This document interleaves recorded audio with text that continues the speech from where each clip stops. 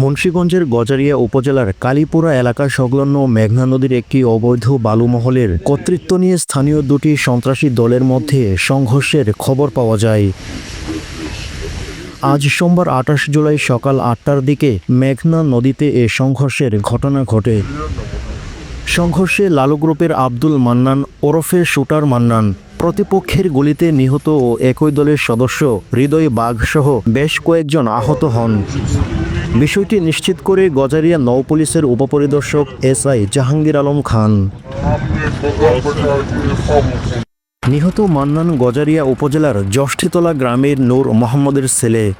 গজারিয়া নৌপুলিশের উপপরিদর্শক এসআই জাহাঙ্গীর আলম খান বলেন, দুপুর 12:30টায় প্রতিপক্ষের গুলিতে নিহত মান্নানের মরদেহ মেঘনা নদীতে ভাসমান একটি ইঞ্জিন নৌকা থেকে উদ্ধার করা হয়। তার পরনে লুঙ্গির নিচে শার্ট প্যান্ট ও গায়ে একটি নীল রঙের পলো শার্ট রয়েছে।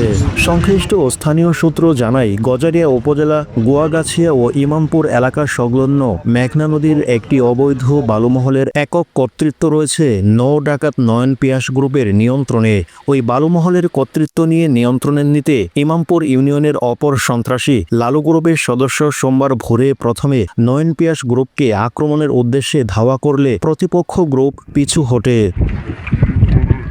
পরে সকাল ৮টার দিকে নয়ন পিয়াস গ্রুপ শক্তি সঞ্চয় করে একাধিক ইঞ্জিন নৌকা ট্রলার নিয়ে লালু গ্রুপের সদস্যদের আক্রমণ করে। এ সময় লালু গ্রুপের শুটার মান্নান গুলিবিদ্ধ হয়ে নিহত হন।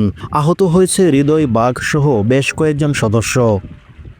গজারিয়া থানার ভারপ্রাপ্ত কর্মকর্তা ওসি মোহাম্মদ আনোয়ার আলম আজাদ বলেন, ঘটনাস্থলে নৌপুলিশের একটি দল রয়েছে, তারা ফিরলে বিস্তারিত জানানো যাবে। এর আগে 18 জুলাই শুটার মান্নান বাইককান্দি মাছ বাজারে শর্টগানের গুলিতে মাছ ব্যবসায়ী সহ 4 জনকে আহত করেন।